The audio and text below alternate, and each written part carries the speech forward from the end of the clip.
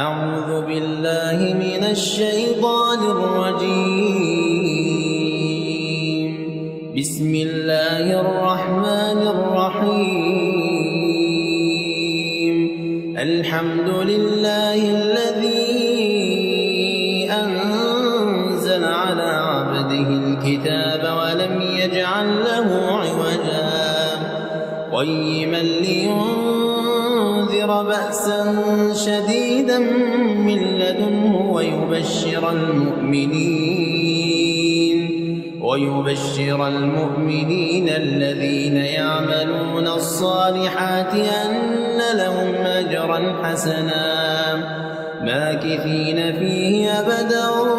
وينذر الذين قالوا اتخذ الله ولدا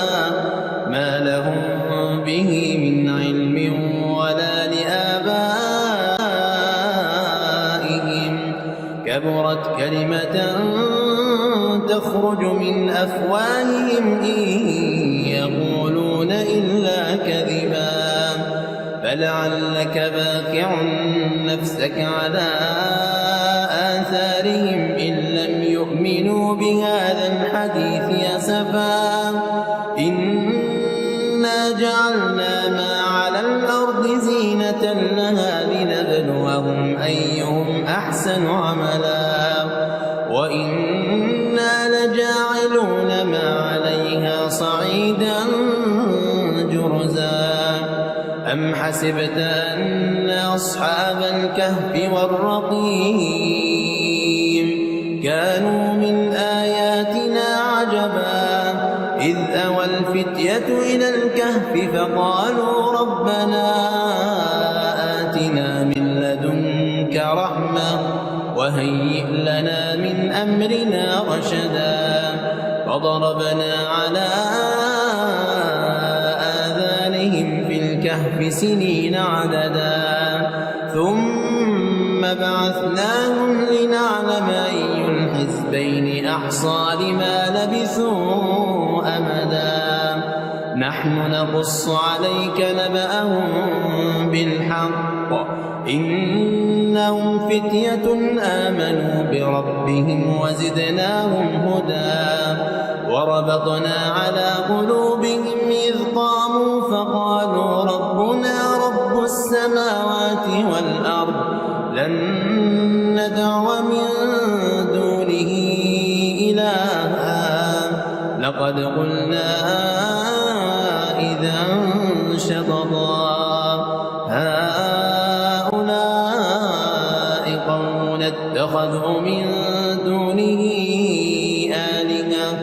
لولا يأتون عليهم بسلطان بين فمن أظلم ممن افترى على الله كذبا وإذا اعتزلتموهم وما يعبدون إلا الله فأووا إلى الكهف ينشر لكم ربكم من رحمته ويهيئ لكم من أمركم مرفقا وترى الشمس إذا طلعت تزاور عن كهفهم ذات اليمين وإذا غربت تقرضهم ذات الشمال وهم في فجوة منه ذلك من آيات الله من يهد الله فهو المهتد ومن يضلل فلن تجد له وليا مرشدا وتحسبهم أيقاظا وهم رقود ونقلبهم ذات اليمين وذات الشمال وكلبهم باسط ذراعيه بالوصيد لو اطلعت عليهم لوليت منهم فرارا ولملئت منهم رعبا وكذلك بعثناهم ليتساءلوا بينهم قال قائل منهم كم لبثتم قالوا لبثنا يوما أو بعض يوم قالوا ربكم أعلم بما لبثتم فابعثوا أحدكم بورقكم هذه إلى المدينة فلينظر أيها أزكى طعاما فليأتكم برزق منه وليتلطف ولا يشعرن بكم أحدا إنهم إن يظهروا عليكم يرجموكم أو يعيدوكم في ملتهم ولن تفلحوا إذا أبدا وكذلك أعثرنا عليهم ليعلموا أن وعد الله حق وأن الساعة لا ريب فيها إذ يتنازعون بينهم أمرهم فقالوا ابنوا عليهم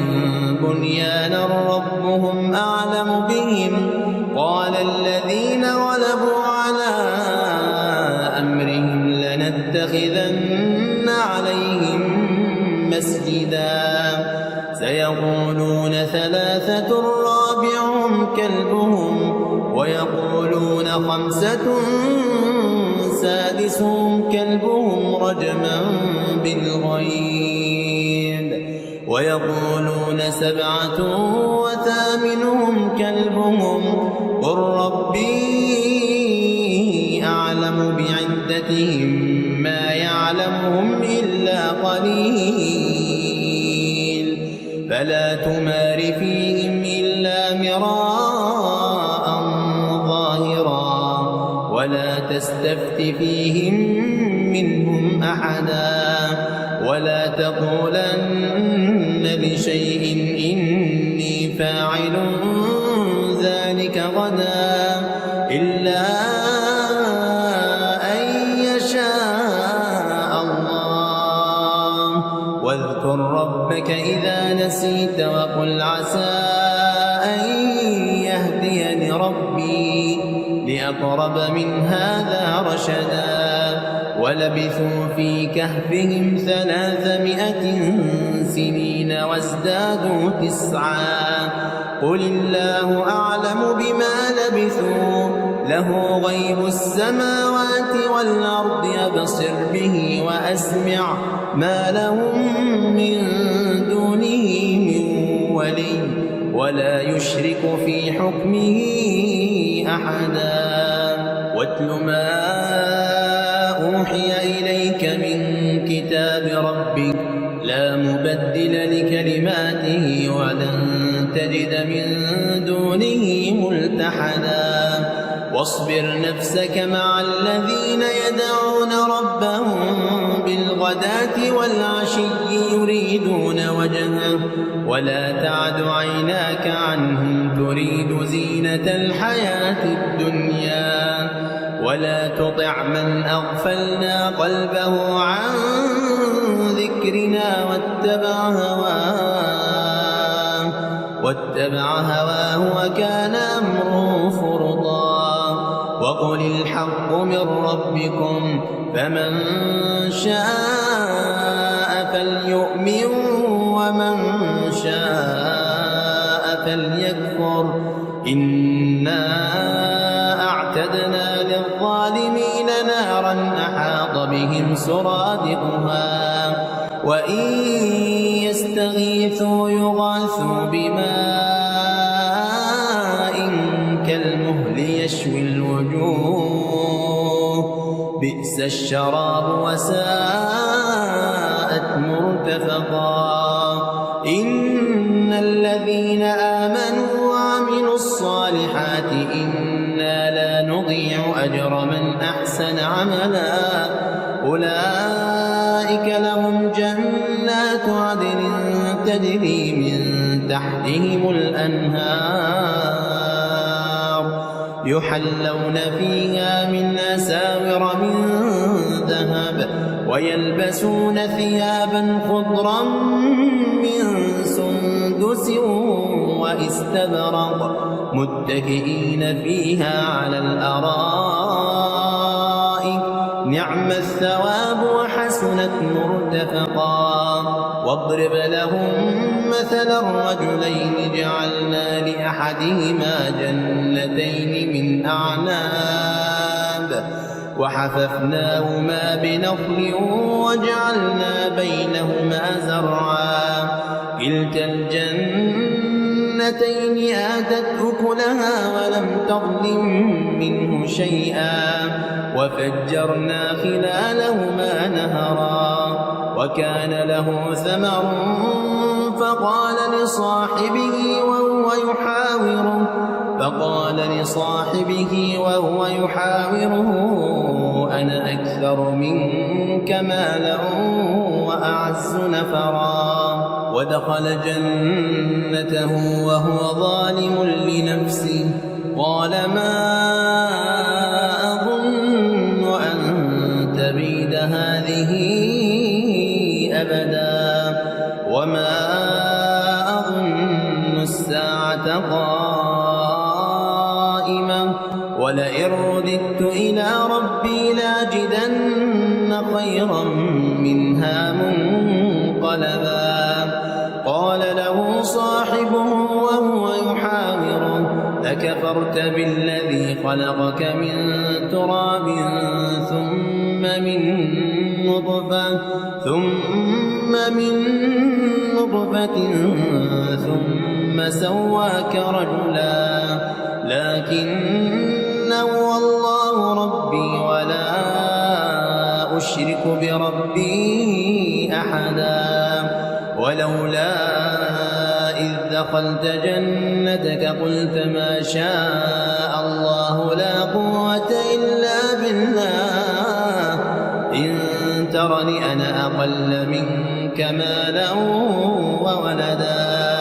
فعسى ربي أن يؤتيني خيرا من جنتك ويرسل عليها حسبانا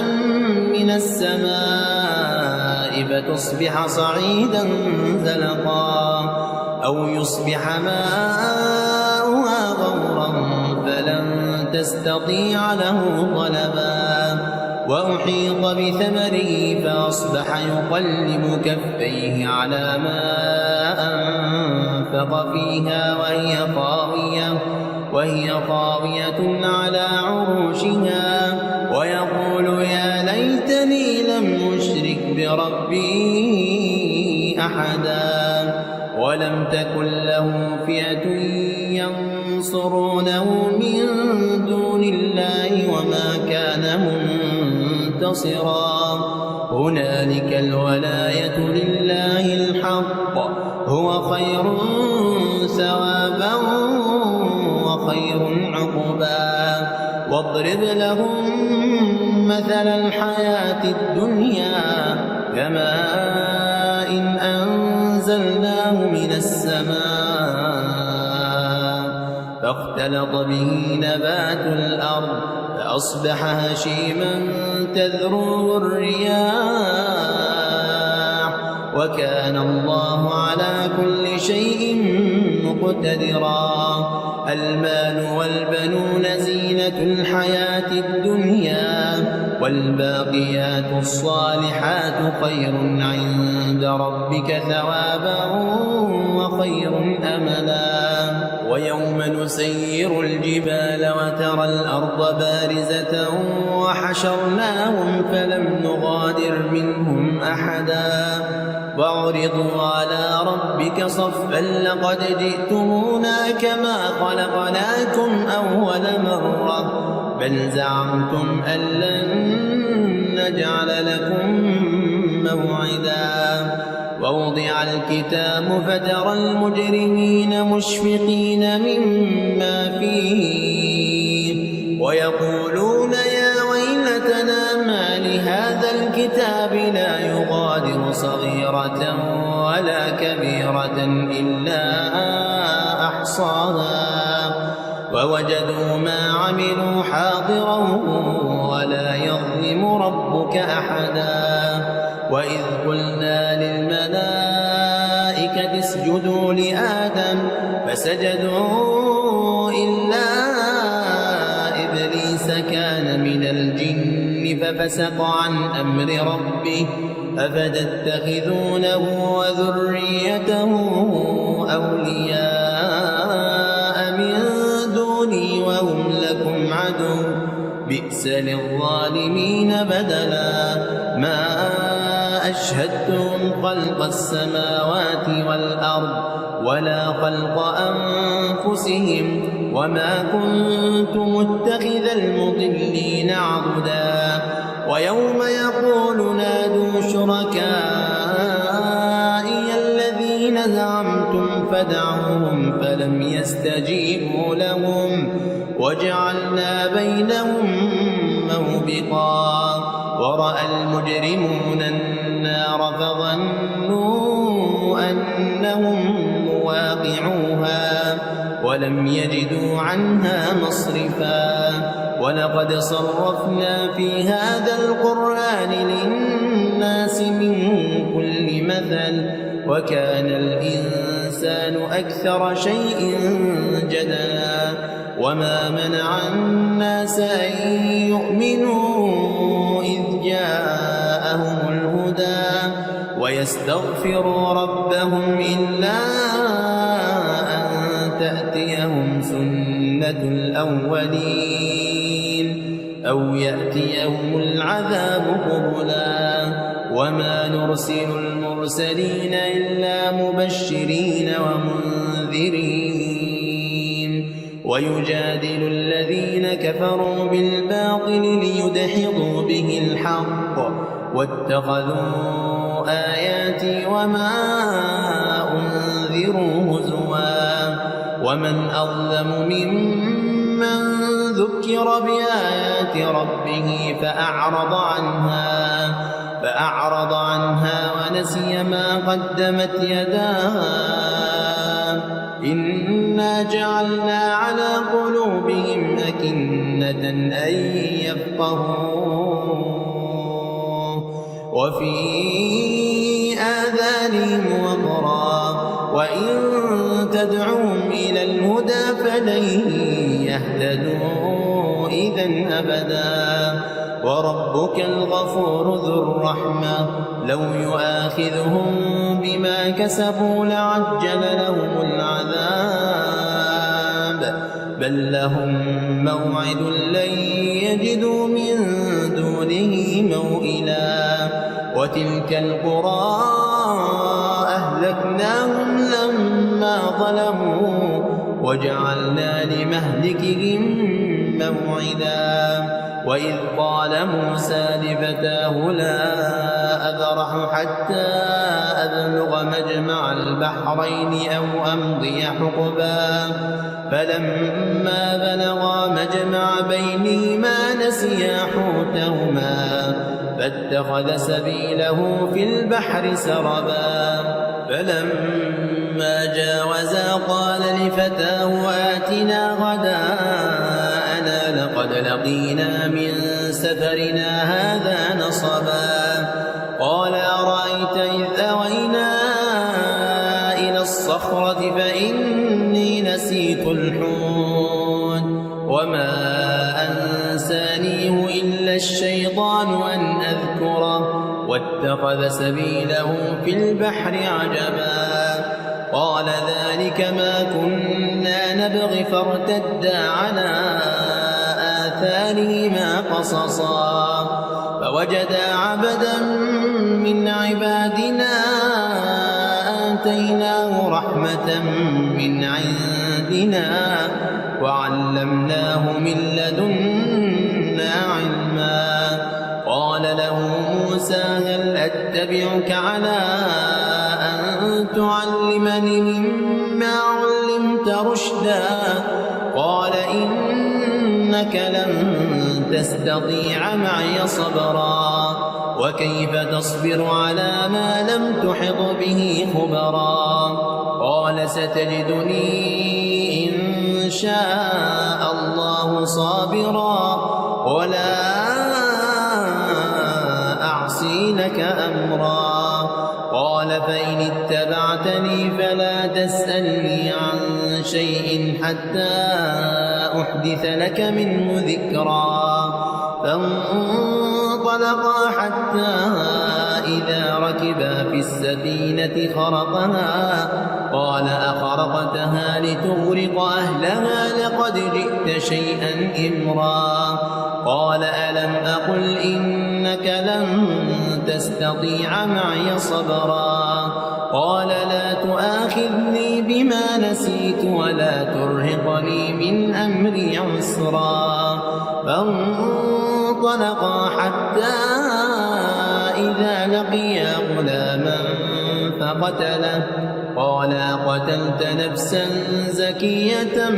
بغير نفس لقد جئت شيئا نكرا قال ألم أقل لك إنك لن تستطيع معي صبرا قال إن سألتك عن شيء بعدها فلا تصاحبني قد بلغت من لدني عذرا فانطلقا حتى إذا أتيا أهل قرية استطعما أهلها فأبوا أن يضيفوهما فوجدا فيها جدارا يريد أن ينقض فأقامه قال لو شئت لاتخذت عليه أجرا قال هذا فراق بيني وبينك سأنبئك بتأويل ما لم تستطع عليه صبرا أما السفينة فكانت لمساكين يعملون في البحر فأردت أن أعيبها وكان وراءهم ملك يأخذ كل سفينة غصبا وأما الغلام فكان أبواه مؤمنين فخشينا أن يرهقهما طغيانا وكفرا فأردنا أن يبدلهما ربهما خيرا منه زكاة وأقرب رحما وأما الجدار فكان لغلامين يتيمين في المدينة وكان تحته كنز لهما وكان أبوهما صالحا فأراد ربك أن يبلغا أشدهما ويستخرجا كنزهما رحمة من ربك وما فعلته عن أمري ذلك تأويل ما لم تسطع عليه صبرا ويسألونك عن ذي القرنين قل سأتلو عليكم منه ذكرا إنا مكنا له في الأرض وآتيناه من كل شيء سببا فأتبع سببا حتى إذا بلغ مغرب الشمس وجدها تغرب في عين حمئة ووجد عندها قوما قلنا يا ذا القرنين إما أن تعذب وإما أن تتخذ فيهم حسنا قال أما من ظلم فسوف نعذبه ثم يرد إلى ربه فيعذبه عذابا نكرا وأما من آمن وعمل صالحا فله جزاء الحسنى وسنقول له من أمرنا يسرا ثم أتبع سببا حتى إذا بلغ مطلع الشمس وجدها تطلع على قوم لم نجعل لهم من دونها سترا كذلك وقد أحطنا بما لديه خبرا ثم أتبع سببا حتى إذا بلغ بين السدين وجد من دونهما قوما لا يكادون يفقهون قولا قالوا يا ذا القرنين إن يأجوج ومأجوج مفسدون في الأرض فهل نجعل لك خرجا على تجعل بيننا وبينهم سدا قال ما مكني فيه ربي خير فأعينوني بقوة أجعل بينكم وبينهم ردما آتوني زبر الحديد حتى إذا ساوى بين الصدفين قال انفخوا حتى إذا جعله نارا قال آتوني أفرغ عليه قطرا فما استطاعوا أن يظهروا وما استطاعوا له نقبا قال هذا رحمة من ربي فإذا جاء وعد ربي جعله دكاء وكان وعد ربي حقا وتركنا بعضهم يومئذ يموج في بعض ونفخ بالصور فجمعناهم جمعا وعرضنا جهنم يومئذ للكافرين عرضا الذين كانت أعينهم في غطاء عن ذكري وكانوا لا يستطيعون سمعا أفحسب الذين كفروا أن يتخذوا عبادي من دوني أولياء إنا أعتدنا جهنم للكافرين نزلا قل هل ننبئكم بالأخسرين أعمالا الذين ضل سعيهم في الحياة الدنيا وهم يحسبون أنهم يحسنون صنعا أولئك الذين كفروا بآيات ربهم ولقائه فحبطت أعمالهم فلا نقيم لهم يوم القيامة وزنا ذلك جزاؤهم جهنم بما كفروا واتخذوا آياتي ورسلي هزوا إن الذين آمنوا وعملوا الصالحات كانت لهم جنات الفردوس نزلا خالدين فيها لا يبغون عنها حولا قل لو كان البحر مدادا لكلمات ربي لنفد البحر قبل أن تنفد كلمات ربي ولو جئنا بمثله مددا قل إنما أنا بشر مثلكم يوحى إلي أنما إلهكم إله واحد فمن كان يرجو لقاء ربه فليعمل عملا صالحا ولا يشرك بعبادة ربه أحدا.